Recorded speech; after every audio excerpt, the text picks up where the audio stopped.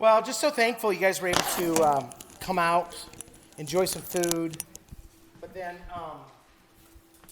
just get a real, clear picture, at least from a verbal perspective, of what gospel grace is about. And it's one thing to read a book about gospel grace. It's another thing to even come to one of these. And have face-to-face combos. But it's another thing to be involved in the community. And that's where you really start to know gospel grace for who it is. And because the congregation is what the church is. We're the church. Like, I'm a part of the church. You're part of the church if you join. It's like, that's what the church is. The church is not just a set of beliefs, though a church does believe, right?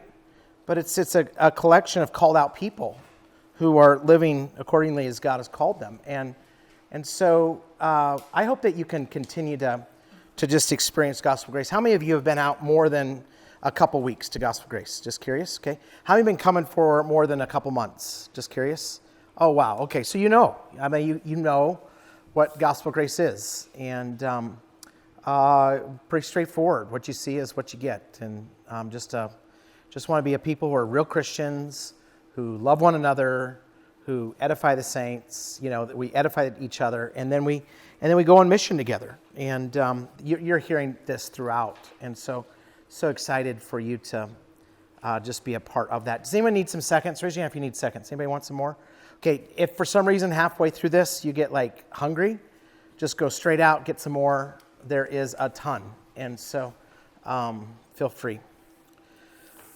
Let's pray. Father, thank you for an opportunity for us just to think through the history. Lord, to you be all the glory. Lord, not unto us, the psalmist said, but unto you be all glory and praise. We're debtors of grace, and we're recipients of so much from so many other people. Lord, we're thankful. In Christ's name, amen. Well, thought it'd be great just to give us a little bit of a history of gospel grace. And it was pretty exciting. Number of years ago, can you grab me, or I'll go get them. I got a stack of notes I forgot. Yeah, thanks.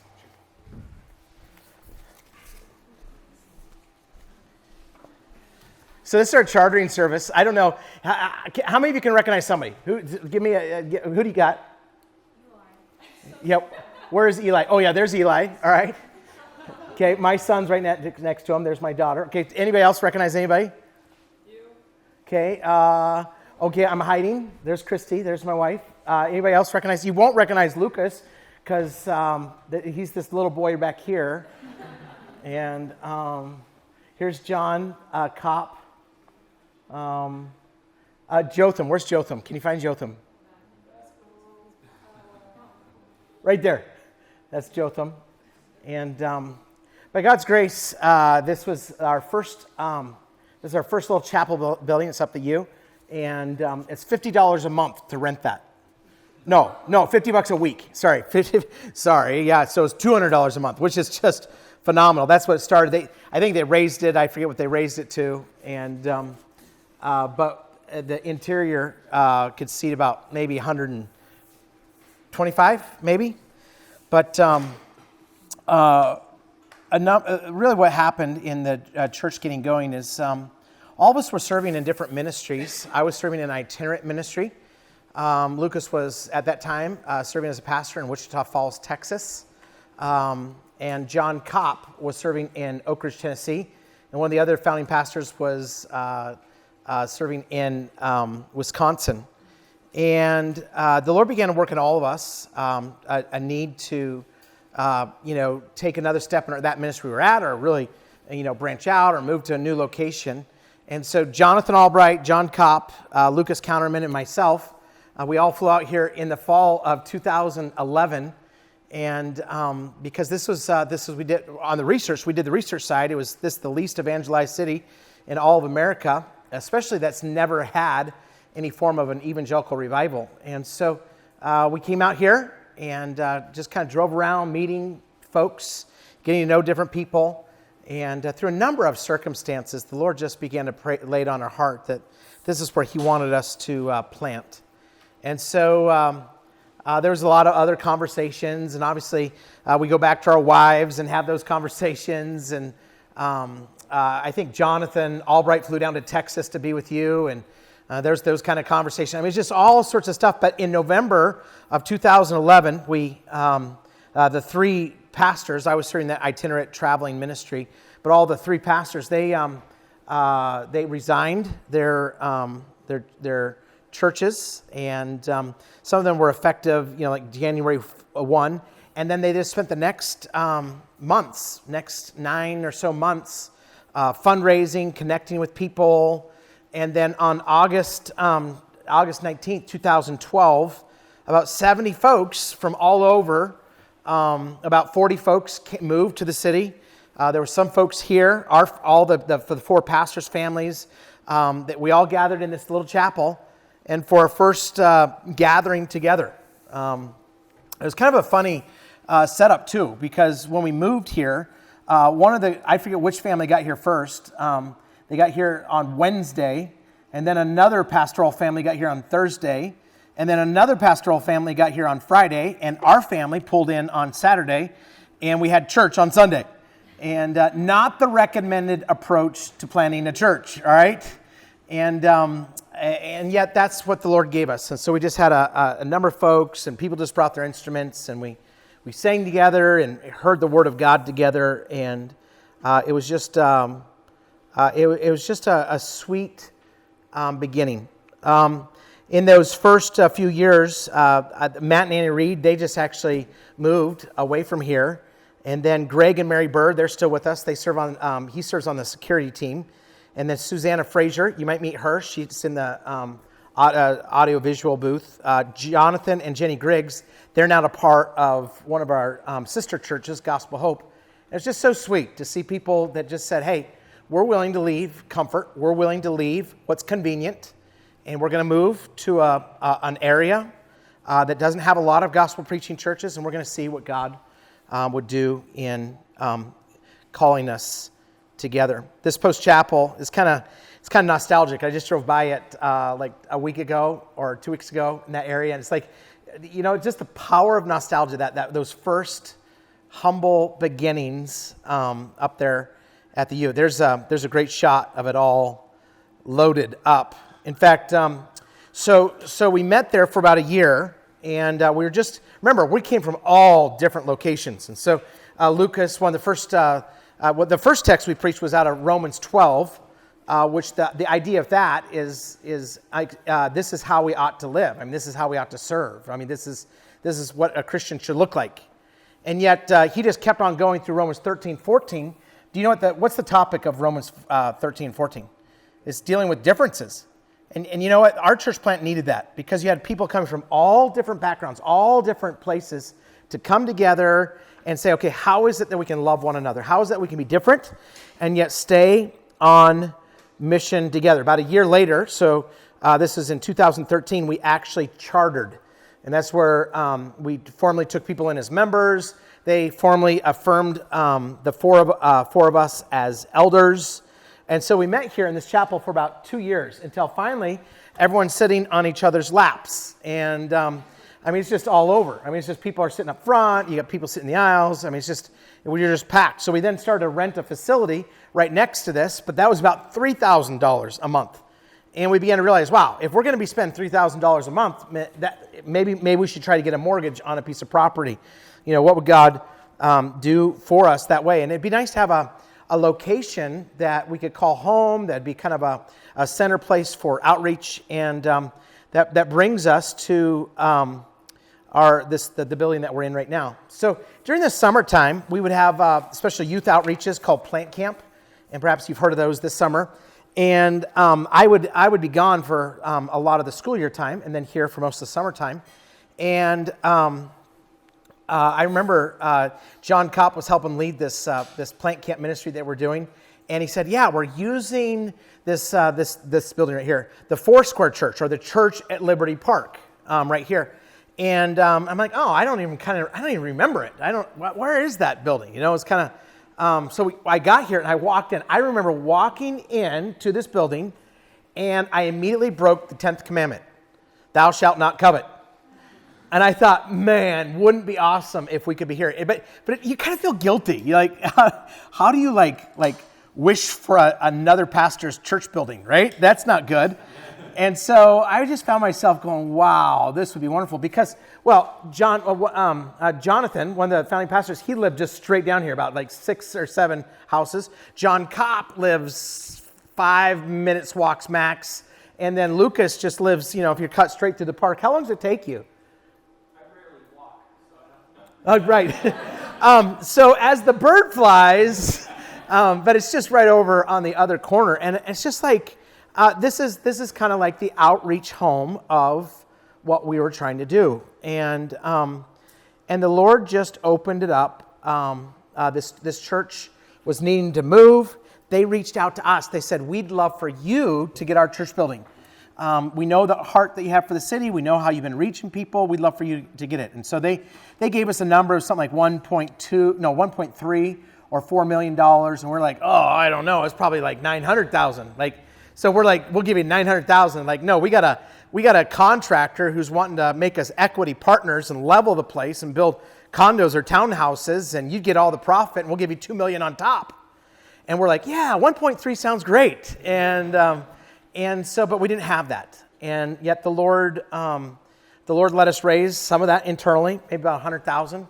But a church gave us about 100,000, and another ministry gave us about a foundation, a Christian foundation, gave us about 300,000 or so, maybe more, and the Lord just provided. And I mean, what a great place to have a church, right? What a great place to do outreach. What a great place to just be letting people know about the good news of Jesus Christ. And the Lord provided for us right here in downtown Salt Lake City. There's a couple things that I just want to just communicate before I, show us a few more slides. And it's this, that from the very foundation of the church, it's been our desire not merely to plant a church, but we want to be a part of a church planting movement. We wanted to be a part of a church planting church. We want to be a part of a church that has a heart to plant more churches. And that's why, as the Lord has just blessed, we began to, as we began to fill this building, we began to turn our heart towards church planting. We reached out to a couple folks. In fact, Danny and Kristen Brooks, two of their daughters are actually here right now. But Danny Brooks, he was starting to set a trajectory to come to be here at Gospel Grace and maybe plant a church out of Gospel Grace. And yet, as this was all coming together, there was a church in the southern section of Salt Lake City that was like, hey, we've been running 30, 40, 50 people, kind of going up and down. And would you guys consider reaching, they reached out to us, would you consider somehow partnering with us to advance the gospel or help us be a little bit more healthier, help us to be a little bit more missional? And so Pastor Danny Brooks and 3 other gentlemen, they and their families, they went down to what was Trinity Baptist Church, and they just helped that church. And really, it's been neat to see God just really revive and do a work there. And that's now called Gospel Hope Church, and we consider that a sister church. We count them as part of a family of churches that's beginning to grow. But in planting a church, we want to do that in a means that's strategic. And this goes to one of our core values or one of our cultural codes, which is strategic multiplication. It's where what we're trying to see is like that there would be a real thoughtful process of where to plant next, a real thoughtful process of how to advance the gospel. What's another area where a good gospel preaching church that would be a multiplying church could be planted to help spread the gospel to other areas. And so you're going to hear about that. I mean, like to be a part of Gospel Grace, we don't want to become a comfortable church. Like, we don't want to become a comfortable church where everything's like, great, that's good for you and that's good for me and high five and wow, can we create another program to be really comfortable here? No, we want us to we want us to be a little bit agitated about the needs around us. We don't want to be agitated about what does God have for me and you and Utah. What does God want for us? What does God have for us, and how can we advance the gospel of Jesus Christ? That's Gospel Hope Church down in Riverton. And then by God's grace, it's been a process over the last year or so, maybe even more. Some of our initial interns, our early interns, here at the church, such as, I'll give some names of those early interns. John Moon is over here on this side, and his wife Jessica. But then Jonathan Jarrett and his wife Erin, and then Jared and Becca Mitchell. But these two specifically, Jonathan and John, they came with us as early interns. In fact, Jonathan was single, I believe, when he first started. And we just saw them grow and serve in the church and just become stronger and stronger and stronger. And by God's grace, last year in the midst of COVID, we were able to ordain this guy and this guy and this guy. And Paul Campbell, who serves as this church plant's lead, Paul Campbell and his wife, they came out to Salt Lake April of 2020. What a great time to move to Salt Lake City. And yet they plugged into the church, and this team began to form. And they all got up to Logan, Utah around June 1st. Some of them got up there earlier, but they had their first public gathering June 1st. And in just 3 Sundays from now, they're going to be chartering as Gospel Peace Church. Now, Logan, Utah, the whole valley, it was Cache Valley. Logan is about 50 to 60,000. It's located in the Cache Valley, which is up to 150,000. It's from Logan all the way up just into just up into Idaho. And those 150,000 people, there's about 10. There's 12 total Protestant churches, but there's about 6 evangelical churches. There's less than 1,500 people attending a gospel preaching service any Sunday. So you do the math. 150,000, less than 1,500, less than 1% evangelical. And you know what's awesome is God is already blessing this group. They average around 80 people right now. And they're going to charter, and I think actually it's 4 Sundays from now, but they're going to have their chartering service. And there is some folks that have been coming out from the very first service. This young couple came, listened, and this is the words. They walked right up to Pastor Paul and they said, Pastor Paul, we have never heard the Bible explained so clearly before in our life. We've never had somebody just logically explain what the Bible means. They said, is it okay for us to come to your church and still go to, and they were going to the Church of Jesus Christ of Latter-day Saints, and he said, is it okay for us to still come? And we said, no way. No, we said yes. And they've been coming faithfully every Sunday. If you think about it, why don't you pray for them? Wouldn't it be great if they got saved? Trusted Jesus Christ alone for their salvation. And that's the kind of stuff that's going on. And it's part of that initial burden, initial vision, not just to plant a church, but to have strategic multiplication. Let me go ahead and introduce some of the folks here at Gospel Grace. Since we got going, so we had 4 founding pastors, and then Jonathan Albright has since moved to Ohio, and we've added 2 other pastors that you've probably seen some of, and that would be Josh McAvoy and Jotham Manoranjan and Manoranjan. How would you say it? Manoranjan. If you say it faster, Manoranjan.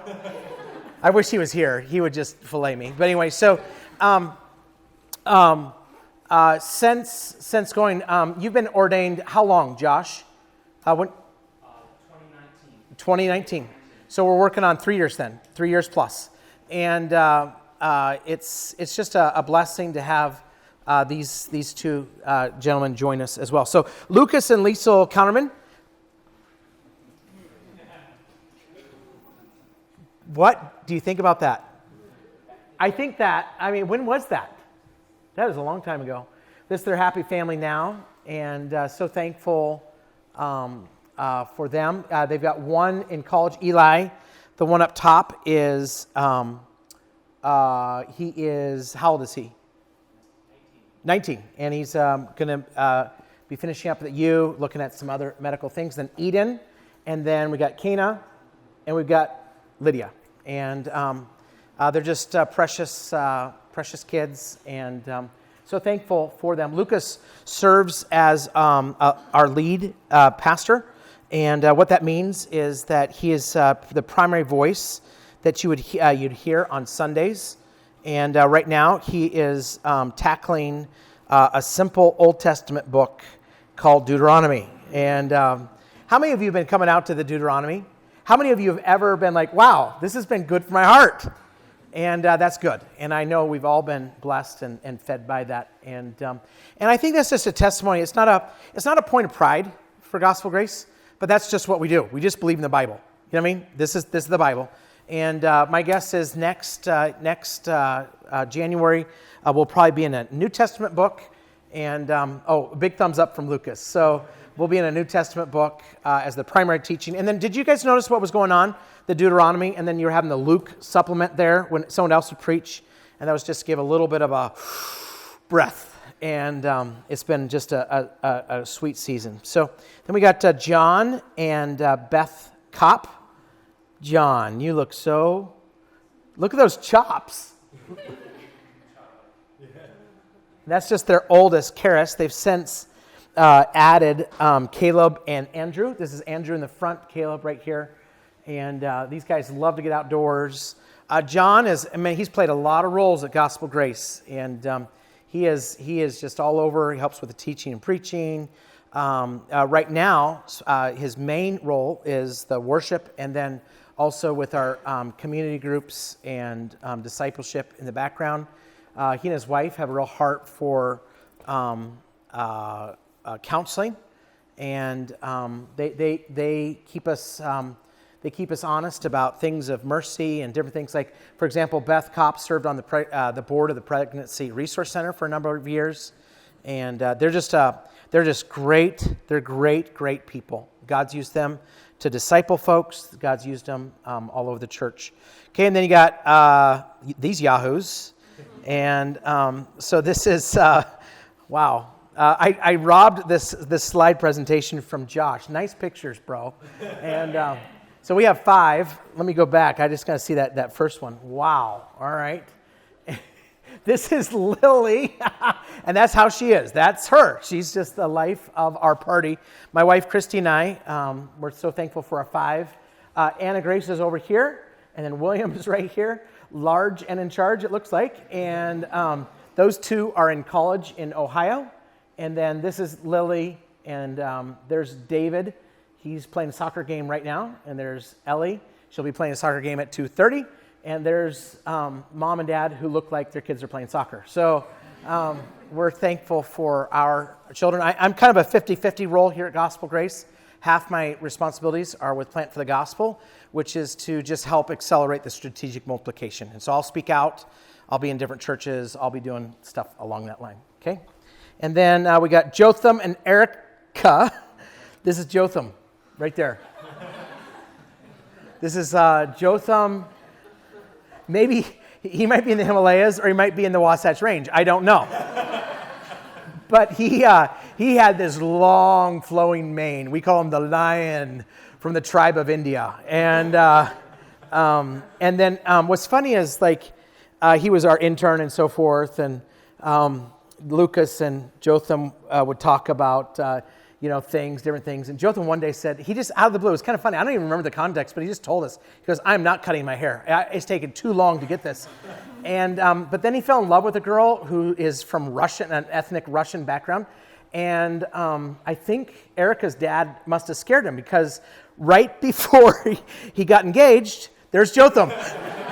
So I don't know what happened there. You can ask Jotham about this, but they just have 2 just beautiful children, and so thankful for Johanna and Jonathan, and they're just super, super precious. I went on a longer missions trip to India, about 3 weeks in length, and the place I went, we had the same exact Indian food every single day, and I got curried. I mean, I was just done. I was just like, I'm done. But I went over to their house like 2 days ago, and Erica made Indian food that was like so good. I'm back in. I'm a fan now. So, and then Josh and Christy McAvoy. Oh, let me go back. Roles. Sorry about that. We got Jotham and Erica. Jotham serves our 20s and 30s. He serves. That's our the singles in the 20s and 30s age bracket. He serves the Gospel Grace Church Fellowship and College Fellowship, and he serves with our greeters as well. You probably all at least run into him at least once. And then Josh and Christy. Josh serves as our family pastor. Wait a minute. Look at you, child. Wow. Life's been hard, huh? And he serves as our family pastor. And he's also picking up we're in a transition as a pastoral team right now. You could always make this a matter of prayer, but he's pulling some of the administrative stuff behind the scenes as well. And we're just seeing where this all goes. And so thankful for Josh and Christy and what God's done in bringing them to be a part of the team. Here we got Tyler. So here's Tyler, Brody, and Hudson. Right? Did I get it right? Whew. All right. And we're thankful for them. Gospel Grace is congregational rule. That'd be the polity, right? So the congregation is what votes on 4 essential things. But it'd be elder led. And I am just so thankful for the plurality of leaders at Gospel Grace. That there's people that can shepherd me, and that I can shepherd the other men as well. And over the years, because remember we did all that itinerant ministry, Christy and I served in just under 1,000 different churches. And I'm just so thankful this is our home. I'm just so thankful for these godly men who, with their wives, godly families, are just seeking to advance the gospel right here in Utah. Seeking to live holy lives, not perfect lives. We all mess up. We all got issues, but humble lives, and then mutually submissive lives to even each other. I think that's something that should encourage you. That this isn't a one-man show. I think that should encourage you to know that there's other elders keeping each other in check, but at the same time that supporting and encouraging and trying to help us, even as God's children, even as the leadership. We're still God's children to make it safely home to heaven. And so what a joy just to be a part of this. And I hope that this would be where God leads you, because it truly is our joy to shepherd the congregation that God's given us. And so thank you for even giving of your Saturday today. It means a lot. Any questions about kind of the history? Or, yeah. So in 2011, when you all were coming from different parts of the country, how did you all know each other? So we had served together in some different ministries. There were crisscrosses and relationships. So I served on a ministry team that also Jonathan Albright served on. Or Liesel, that would be Lucas's wife, served on a ministry team that my wife served on. And then there was a camp that a lot of us had worked at. And it was just a lot of relationships and crossovers and just some unique things. So it was just, but there was all some touch of relationship, which I don't think it would have worked if we had no clue of each other's background. So yeah, it's a good question. Yes, sir. Did you raise your hand too? Oh, yeah. That was my question also. Oh, great. Yeah. Any other questions? Yeah. It seems like there's a pretty high ratio of pastors to people. Okay. I don't know if the other churches, there's 1 or 2 pastors, or maybe it's just a different title because elder versus a pastor. Yes. Is there something behind just having so many people in one church versus splitting it up? Yeah, what's funny is I actually thought the opposite of you last week. And so I think that if you were to look at also the amount of time that each of these pastors is able to direct solely to Gospel Grace, that would maybe change it up as well. So for example, Lucas, in addition to being a pastor here, he's also a chaplain up at Hill Air Force Base. And he just took on a professorship at the Salt Lake School of Theology as well. Myself, I'm 50% Gospel Grace and 50% Plant for the Gospel. And then Jotham is working as a hardware chip design guy, not a potato chip, but a computer chip. And he obviously is, maybe about a quarter of his time is directed here. And then Josh McAvoy is, he's also bivocational. And so he spends about 40% of his time. The only guy that we have that's almost all 100% just here is John Kopp. And so that kind of perhaps answers that a little bit. Yeah. Anybody else? Any of the pastors? Oh, go ahead. I was just wondering, do you have another spot you're looking for planting next year? Yeah, there's outside of Salt Lake, the most obvious one is Provo. Provo is also about 1% evangelical. But I think we'd like to see a couple more churches planted first so we could send a good group down there. The most churched area in Utah is Ogden. And so that's not as high on our list. But as you look at then, so as it kind of squishes in, on the other side of the Wasatch, somewhere from Park City to Heber to Midway, there's a real need there. And then over on the west side of the city, before the mine or before the smelter, there's an area that is very unchurched. So it's just on the other side of West Valley, but before is Magna area. And then actually the Taylorsville area is also, there's a whole open spot where there's not any real churches. And so all those are on our heart.